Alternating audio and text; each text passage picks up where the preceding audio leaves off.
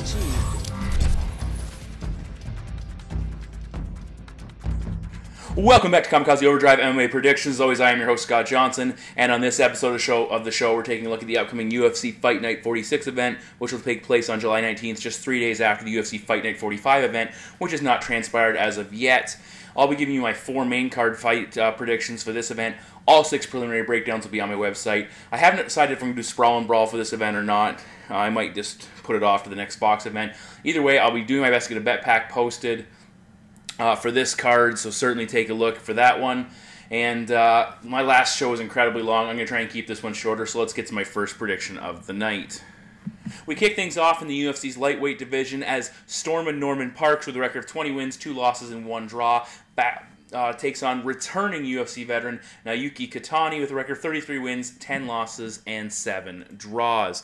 Now, Parke is fighting very close to home, coming from Northern Ireland, and he's coming off a bit of a disappointing draw in his last fight. He really will be looking to improve upon that performance. Kotani, this is his second UFC run. He went 0-2 in his last one, losing to Thiago Tavares and then getting knocked out by Dennis Siver a number of years ago. He's fought a number of UFC veterans, both in, obviously, the promotion and outside of it, but has had minimal success when he's faced that caliber of fighter. He has a ton of experience under the Zest banner, which is an Asian-based MMA organization, and it's kind of got some interesting rules. You can strike on the feet, but on the ground it's primarily grappling. There's no striking on the mat, which makes it very interesting. And he also fights in a ring there, not a cage. He's got a ton of fights in the organization, so his experience in the cage is very limited. Now, Kotani, he's a solid grappler. He showed some decent sweeps, solid sweeps and reversals against Thiago Tavares in his first UFC bout. He has a myriad of submission holds. He likes to attack legs, and he's very creative on the mat. I've seen a number of different things he's pulled off. He submitted a guy with a head scissor maneuver, a lot of very interesting maneuvers. And again, with the Zest and the no strikes, it gives you an opportunity to set up with stuff without being worried about being punched in the face if you're vulnerable. Overall, though, 25-1 in fights ended by submission. That's incredibly impressive. Unfortunately, on the flip side, he's 8-10 when he can't submit his opponent, 3-4 in decisions, and 5-5 in fights ending by knockout. He's a little bit stiff on his feet. He will throw a jumping. He will take some risks to try some stuff, but he's not as fluid as some fighters, and he has been knocked out 5 times, which is a major concern whenever he is exchanging with an opponent. For me, Kotani wants to get this fight to the ground ASAP and not mess around with Parke on the feet. Now, Parke, he should look to try and keep this standing, but that might not necessarily be the case. He's a black belt in judo, which gives him a very strong defensive base to shuck off takedown attempts by his opponent. And so far, a 90% takedown defense, which is impressive. He's beaten several grappling-based fighters. He stuffed 5 takedowns for him, like Leonardo Santos in his last fight, and 4 or 5 versus Tugudomi in a couple of fights ago, who's another very good grappler. Now, Parke is a southpaw, and this is something to keep in mind, which the southpaw stance can make it very difficult for a grappler to shoot and feel comfortable looking for that takedown if it's not a stance they're used to attacking, which it can give a lot of people difficulties. When Parke fought Santos, he did limit his kicking game, which took away from his striking for fear of being taken down. We'll see if he opens up here with that or if he again tries to go primarily with his boxing. Now, the Northern Ireland native also will use his wrestling offensively. He certainly has a decent grappling game, but again, like I said, it brings his opponent's greatest strength back into play, and that's something he'll want to be careful of. Parke is 12-2 in fights ended by submission, so he's very capable of pulling off a submission. Most likely not going to happen here. On the feet, he throws some decent combinations. As I said, he will work the leg kicks, averages 3.8 strikes landed per minute. He needs to be the busier fighter here. Can close the distance, work the clinch against the cage, really grind Kotani into the cage in a fighter who's not used to dealing with the cage. That's something he wants to take advantage of here. If he opts to take his opponent down, he needs to be very careful not to be swept or attacked off his back. Maybe wait till later in the fight when fighters are a little bit more tired and the sweep of the reversal is not nearly as likely. I anticipate Parke will be motivated for 2 reasons, both because he's fighting at home and he's looking to rebound off a pretty poor performance in his last fight, and at least a letdown performance in his last matchup. And my prediction is Norman Parke to defeat Naoyuki Kotani. I'll take Parke by decision. In our next fight of the night, it's arguably the most interesting and most impactful matchup of the entire night, and we're in the UFC's flyweight division. It's the number 10th ranked flyweight on the planet, Brad One Punch Pickett, 25-8-0. Battles the returning number 3 ranked flyweight on the planet, Uncle Creepy Ian McCall, with a record of 12 wins, 4 losses, and 1 draw. With Dodson on the shelf for the foreseeable future, there's a very good chance the winner of this matchup could be fighting for the championship next, because they both have a history with Demetrius Johnson McCall having that very competitive draw and then losing to him in the tournament. The next matchup, Pickett actually fought him a number of years ago in WEC and actually defeated him back in 2010. This is Brad Pickett's second fight at 125 pounds, and he should be more comfortable, and that's definitely a bonus for him. Interestingly enough, he'll have a 1-inch height advantage and a 4-inch reach advantage, which that should be magnified because Pickett's usually used to fighting guys who are longer and taller than he is, so that will help him certainly in the exchanges. For Uncle Creepy, almost a year between fights. He's had some mental issues in the cage in the past, had some gaffes that have certainly cost him. Ring rust could also be a factor. He's also fighting away from home, coming into a place that should be backing Brad Pickett if they're going to back one of the two fighters. With McCall, he tends to get lured into these striking-based battles and just completely forgoes his wrestling acumen and doesn't employ it, and that's not something that he wants to do. And that's something his coaches and his trainers are trying to get him to focus on and be more one-dimensional. And it's very similar, actually, for Brad Pickett. He needs to avoid being one-dimensional himself and just box. What he needs to do is use his hands, throw his kicks in there, elbows, clinch, takedown, be diverse, don't be predictable. When both these guys can do that, they are both far more effective fighters. Now, Pickett likes to come in low when he strikes and then rise up when he throws. And so the fighter doesn't know, is he going to the body, is he coming to the head? It's a wide area and wide opportunities for Pickett to land. And he has some serious power knocking out 7 guys, and that took place fighting at bantamweight, so it should translate well to flyweight. Now, he was getting tagged with some big shots against Seery, who's a decent striker in his own right, and on average, he gets outlanded by over a strike per fight, so that's something he wants to be very careful of, especially against these faster guys who can put out a high output and start pulling away from him.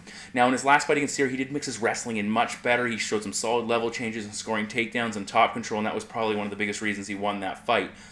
Again, as I said, Pickett's far more effective when he can mix up his wrestling and submission games and attack on the mat. 65% takedown defense for Pickett. 3.11 takedowns at 56% completion rate, so he's got pretty good numbers. He needs to, at the very least in this matchup, if he can't be offensive with his wrestling, be defensive and shut McCall down. Do not let Ian McCall get this fight to the ground. One thing, though, the speed advantage is going to favor Ian McCall. He's been competing at flyweight for a while now. He's used to the speed. He should be the faster of the two fighters, I would anticipate. And keep in mind, Pickett was getting tagged by Seery, and that could have been the speed as well, and him having to adjust to that new speed in the new division, which fighting the second time should actually help him here. McCall, 4 wins by knockout. He sets a very good pace. When he fought Demetrius Johnson in the first fight, he actually outlanded him. I felt he won that matchup. It wasn't a draw. I felt he did enough to take the fight there. McCall, very good speed, throws a nice variety of strikes when he's on his game, likes to go to the body and then come with a left hook, which can be a very effective tool. Good footwork, attack, move away, takes different angles on the exit, which makes him very hard to hit for an opponent looking to counter. This should limit Pickett's landing success by avoiding, if he can avoid that brawling style and sticking with his footwork. Again, that's a big question mark. He does let his hands drop a little bit. He was hurt by Joseph Benavidez in the exchanges. He seemed to have a little bit of trouble with Benavidez' power, and it certainly backed him off a hair. He was also getting dragged into a brawl against Ilir Santos later in that fight, and he gets hit, which is not a good thing. For McCall, he has very good wrestling. He took Demetrius Johnson down 5 times in 2 fights. He pushed the double leg on Joseph Benavidez. He tied and pushed forward and cut Benavidez as he came forward himself. He's a BJ purple belt, solid sprawl when he's defending. He's very hard to take down. He stopped 10 of 12 of Mighty Mouse's attempts, which is very impressive. Physically, the physicality, of Joseph Benavidez seemed to give McCall trouble when they fought, and Benavidez was landing the more impactful strikes, and that seemed to really throw Pickett off his game and cost him as he was kind of pulling his punches later in that matchup when Benavidez was landing, and he hurt him a couple of times. Ring rust from McCall, fighting away from home, and that mental block that his cornermen have talked about are all major concerns. And I think you're going to see Pickett try and drag McCall into a firefight, land those big shots, and outwork him. And I really like that aspect of Pickett's game. I think he'll be able to, find a little bit of an edge here, get pumped up by the crowd. So my prediction is Brad Pickett to defeat Ian McCall in a bit of an upset. I'll take Pickett by decision. In the co-main event, the fast-rising welterweight, number 13th ranked Gunnar Gunny Nelson, 12-0-1, meets Zach Cummings with a record of 17 wins and 3 losses. Now, Cummings is filling in for Ryan LaFleur on short notice. Well, not that short a notice, but enough to say he didn't have a full camp to prepare for this. And Cummings is going to have a pretty big upset over Jan Cabral, a fight he was expected to lose, and he actually came out and picked up the victory there. Cummings has fought at middleweight, light heavyweight. He's a very big welterweight. He actually had trouble making weight in one of his most recent attempts to fight, which could cost him here and slow him down in the later stages of this matchup. For Gunnar Nelson, fourth UFC appearance, Big for his confidence and comfort level, and I don't think he's a guy who has issues with that anyway, but certainly it can't hurt him. Nelson's incredibly well-rounded. That karate-style striking, BJJ black belt, and unreal grappling skills. He's just a fantastic all-around fighter. Very calm and under control. Almost too calm sometimes. It seems like he's too willing to allow his opponents to cover the distance, but he really showed that killer instinct in his last fight. He presents a very difficult front to attack, keeps the pressure on, lots of fakes and feints, keeps his opponent backing up. Against Omari Akhmedov, he dropped him with a nice straight left and transitioned to a dominant position almost immediately. And it shows opponents and guys that fight him they can't make mistakes against this guy because he will capitalize and exploit on that. He has incredibly heavy top control, very hard to buck off. He was landing some vicious slicing elbows, incredibly accurate, methodical, breaking down Akhmedov on the ground. He didn't rush the situation, didn't make mistakes, he didn't create openings. He just kept going until eventually the situation presented itself. Eventually, when he finished it, he slapped on a very quick guillotine after busting up his opponent. And, when you're on the mat with this guy, your opponents can't think offensive. They must think defense, defense, defense. They cannot allow Gunnar Nelson to really settle in, and that's the problem. Because you're thinking defense, you're losing the fight. Even if you are defending, you're still losing the fight because you're not putting that offense on. He's only gone the distance once, though. That's one to keep in mind, at least lately. He did once very early in his career. So the cardio question's there. If Cummings can survive that early round, can he turn the fight in his favor? Now, Zach Cummings is he's very confident coming off a win over a very solid grappler. He's a BJJ brown belt, solid wrestling background, 9-1 in fights ended by submission. His lone submission loss came against Tim Kennedy in Strikeforce. This guy's very talented on the mat. He's got a heavy top game. He will attack submissions, and he can drop some decent ground and pound from top position. Against Cabral, he survived an early triangle attempt, showed a very strong wizard to defend the takedowns, but he was struggling with the grappling aspects of it early. But what he did do well was he survived, started to grind Cabral down, and I could see him trying to do the same thing here: survive, make Nelson work, at least lose the opening round, make Nelson work, and capitalize on it if he gets tired. That's a big question mark. It's Nelson. I don't think he's the type of guy. He looks like he's a well-conditioned athlete, even though we haven't really seen him pushed. Cummins on The Ultimate Fighter was fighting at middleweight, but he did struggle with the top game of Dylan Andros. Didn't have a ton off his back, and that's a major concern against a guy like Nelson because almost certainly Cummins is going to get put on his back at some point in this matchup. It'll be very tough. What was I going to say here? It'll be very tough for if Nelson can put him on his back and doesn't gas. It's going to be very tough for Zach Cummins to win this matchup. We've yet to see Nelson put on his back, and I think that's something Cummins could look to try and implement. But again, I think he's going to struggle to pull that off. For me, Gunnar Nelson is simply better on the ground, and he's significantly better on the feet. And that's one thing we don't talk about enough with his kicks and his striking style, that karate base. It's very unorthodox. He's very talented, and my prediction is Gunnar Nelson to defeat Zach Cummins by submission. In the main event of the evening, we're in the featherweight division as the certainly crowd favorite here, the number 13th ranked featherweight in the planet, the notorious Conor McGregor, record of 14 wins and 2 losses, battles DB Diego Brandao with a record of 22 wins and 9 defeats. Now, McGregor's coming off an ACL injury and surgery to repair that, a near year-long layoff, and it's also an opponent change. He was originally scheduled to face Cole Miller with some beef there. Miller had to pull out. Diego Brandao stepped up. He's fighting at home, which is a ton of pressure, but also a lot of support, so it should be very interesting there. Hopefully he can rise to the occasion. He doesn't come off to me, at least, as a guy who's going to crumble under the pressure of fighting at home. Brandao stepping up. He's looking to rebound in this matchup. First round TKO in his last fight was a loss to Dustin Poirier. He didn't make weight for that matchup. And that was really his first attempt to step up to that next level of competition, and he didn't get out of the first round. Did not look good. Other than a few fleeting moments, and certainly he needs a rebound victory here. This is the next step for Conor McGregor, though, as he climbs that ladder. Marcus Brimage in the first fight, beat Max Holloway in the second fight. Now Diego Brandao. I am anticipating if he wins this fight, he'll be looking at top 10 opponents from in at least his next matchup. The big problem with Diego Brandao, and it's well documented, is his cardio and his conditioning. If he can fight at a pace that he is comfortable with, he can go a full 3 rounds, no problem. But the thing is, can he fight at a pace he's comfortable with? Can he keep McGregor backed off and still fight at a style he can win the fight without gassing out? We saw him do that against Joey Gambino, a lower-level opponent. Good performance in that matchup. He beat Daniel Pineda, but he gassed hard in that fight. And the only reason he was able to beat Daniel Pineda is because Pineda gassed so much. If Pineda could have not gassed out, he probably picks up the win in the later stages of that matchup. Brando's also very good when he can dominate and fights early, which is kind of an odd thing to say. We saw him submit Pablo Garza and eventually submit Dennis Bermudez in a quick but back-and-forth war. He's 11-2 in fights ended inside the first round. But on the other side of things, if he goes for it and he can't finish, it can cost him dearly. We saw against Darren Elkins, where he had Elkins in all kinds of trouble in the first round, gassed out, and Elkins ground him into the mat for the following 2 rounds and ended that fight with a decision victory.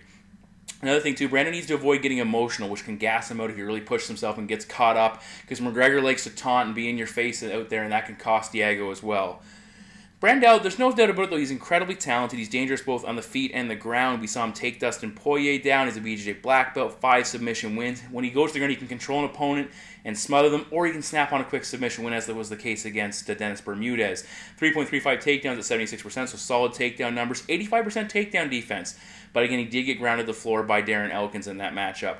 For Conor McGregor, he has shown an improving grappling game. We saw him take down Max Holloway, kept him there. He's a BJJ purple belt. He did a decent job against Holloway, passing the guard. Didn't lose position, was very patient. Eventually moved into mount, landed some good shots.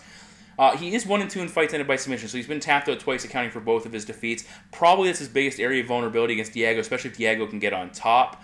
Now, he has been working with Gunnar Nelson, we just talked about, to improve both his ground and striking. That's a great guy to be working with, a great resource to have, and it's certainly showing up.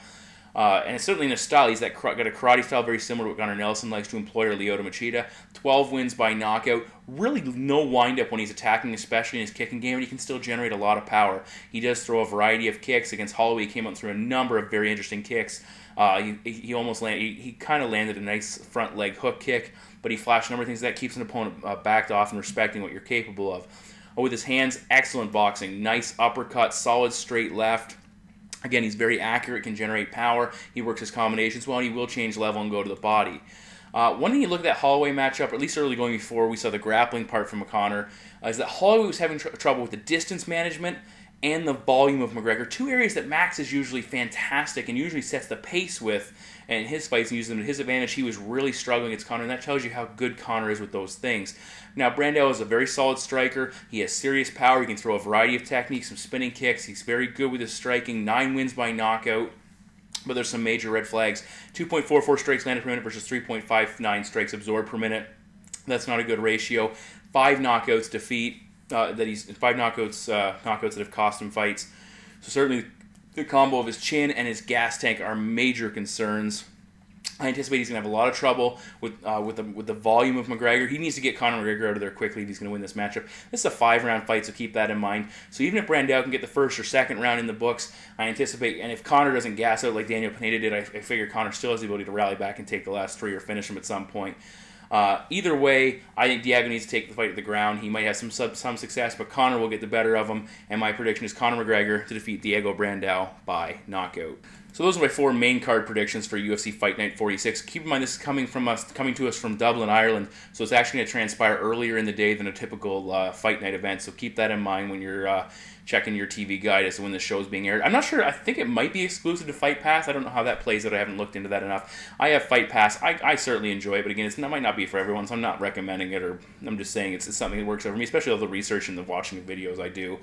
Either way, some very interesting matchups, both in the prelims and the main card. Certainly check the website. If I have time, I will get the Sprawl and Brawl contest up. And again, it's a free $50 to the winner if you're the only person who signs up. Obviously, $5 entry fee, all that goes into the pot, so we can see a couple $100 as we're almost at, I think we were at 95 last show, or $90 to the winner. Either way, hopefully it keeps continuing to grow as more people sign up. 8. Only pick your 8 winners and 8 methods. After that, none of the other ones count. But for now, that's all from me. We have another fight, I think, a Fox event. And then we actually have a little bit of a break between the Fox event with the UFC 176 event being canceled. So we have a little bit of a break for the summer, which I'm looking forward to. Either way, thank you very much for listening, and take care.